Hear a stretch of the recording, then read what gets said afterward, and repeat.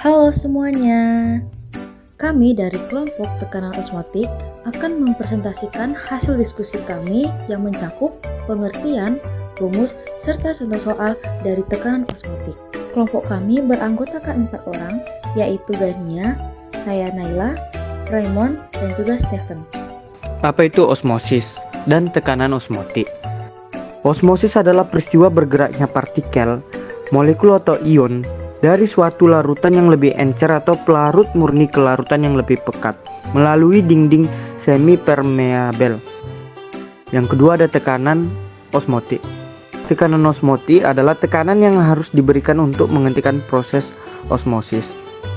Tekanan osmotik inilah yang akan mempertahankan kesetimbangan osmotik antara suatu larutan dan pelarut murninya yang dipisahkan oleh membran semi permeabel. Oke, kita lanjut ke slide berikutnya, yaitu gambar peristiwa osmotik. Di sini ada 3 gambar yang merupakan urutan peristiwa osmotik. Kita jelaskan pada gambar pertama ya. Seperti pada gambar, terdapat B, yaitu larutan, dan di bawahnya itu membran semi permeabel, dan A adalah air murni. Jadi, keadaan awal A atau air murni dan B atau larutan dipisahkan oleh membran semi permeabel yang ada di antara A dan B itu. Kemudian di kelanjutannya adalah setelah beberapa saat peristiwa osmosis terjadi ditandai dengan meningkatnya volume larutan pada tabung B. Jadi peristiwa osmosis itu sudah terjadi dilihat dari volume larutannya sudah meningkat. Kan kalau digambar si B pada tabung B itu volumenya sudah meningkat, maka peristiwa osmosis itu sudah terjadi. Kemudian yang ketiga, tekanan balik dibutuhkan untuk mencegah terjadinya proses osmosis. Jumlah tekanan balik yang dibutuhkan merupakan tekanan osmotik larutan. Jadi, jumlah tekanan balik itu yang sudah dibutuhkan kita sebut dengan tekanan osmotik larutan. Di slide berikutnya kan sudah diberitahu nih ada membran semi permeabel. Lalu membran semi permeabel ini apa sih sebenarnya? Nah, membran semi permeabel itu didefinisikan sebagai jenis penghalang yang hanya memungkinkan bahan tertentu melewatinya dalam kondisi tertentu. Nah, seperti gambar sebelumnya, jadi si membran semi permeabel itu memisahkan 2 larutan yang berbeda. Contohnya kayak tadi, membran semi permeabel itu memisahkan antara larutan B dan air murni. Kalau di gambar berikutnya, molekul air osmosis itu terhalang, ada membran semi permeabel di tengah-tengahnya yang dimana di samping itu adalah molekul zat terlarut, atau molekul air osmosis dan molekul zat terlarut itu dipisahkan oleh membran semi permeabel. Dalam peristiwa osmosis, larutan yang memiliki tekanan osmotik sama disebut isotonik, larutan yang memiliki tekanan osmotik lebih kecil disebut hipotonik, dan larutan yang memiliki tekanan osmotik lebih besar disebut hipertonik. Osmotik itu adalah P sama dengan M dikali R dikali T. Nah, P itu adalah tekanan osmotik dengan satuan ATM atau PA. Lalu V itu adalah volume larutan dengan satuan liter atau dm pangkat 3. Dan N itu adalah mol zat terlarut dengan satuan mol. R itu biasanya berjumlah 0,082 liter ATM per mol, atau K sama dengan 8,314 meter pangkat 3 PA per mol K. T itu adalah suhu dan M adalah molaritas larutan. Contoh soal yang pertama itu tekanan osmotik dari 100 ml larutan yang mengandung 9 pada suhu 27 derajat Celcius adalah 180 gram sukrosa. Mn glitosa sama dengan. Baiklah, bisa dilihat di sini suhu atau V sama dengan 100 ml atau kita jadikan liter jadi 0,1.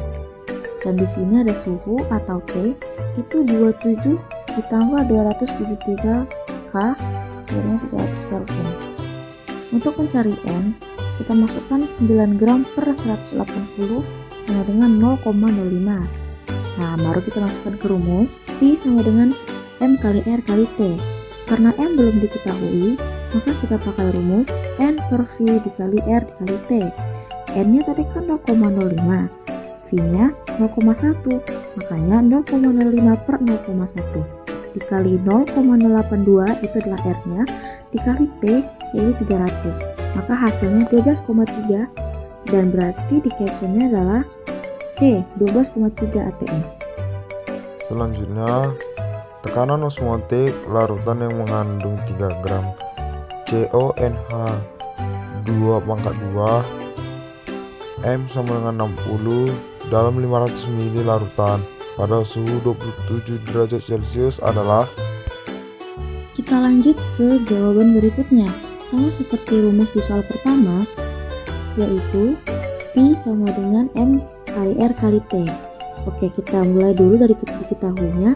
V sama dengan 500 ml atau dijadikan liter 0,5. Suhu yaitu T itu 27 ditambah 273 K sama dengan 300 Kelvin. Untuk mencari N-nya, kita masukkan si 3 gram ini per 60, hasilnya 0,05, R-nya 0,082. Nah, kita masukkan ke rumus, P sama dengan M kali R kali T. Karena M-nya belum diketahui, kita pakai lagi rumus N per V dikali R kali T. N-nya 0,05, V-nya 0,5, dikali R 0,082 dikali T 300, maka hasilnya 2,46 atm. Berarti jawabannya adalah A.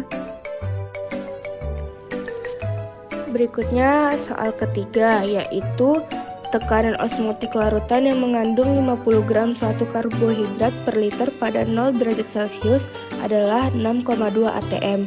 Hitung massa rumus karbohidrat tersebut. Lanjut ke cara pengerjaannya. Langkah pertama, hitung molaritas larutan tersebut dengan menggunakan rumus P sama dengan M kali R kali T. P diketahui 6,2 sama dengan M. M atau molar yang akan dicari, sehingga M tidak diketahui. Dikali R. R adalah tetapan gas ideal yang nilainya selalu 0,082. Lalu dikali T atau suhu yaitu 273 sama dengan 6,2 sama dengan M kali 22,386. M sama dengan 6,2 dibagi 22,386. Hasilnya adalah 0,27696. Langkah kedua, hitung mol karbohidrat dengan menggunakan rumus M sama dengan mol per V atau volume. M diketahui 0,27696 sama dengan mol per V diketahui 1. Lanjut kita cari molnya, sama dengan 0,27696 dikali 1 sama dengan 0,27696.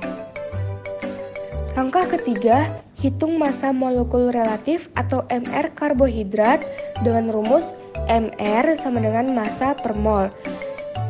Massa diketahui 50 per molnya diketahui 0,27696 sama dengan 180,532.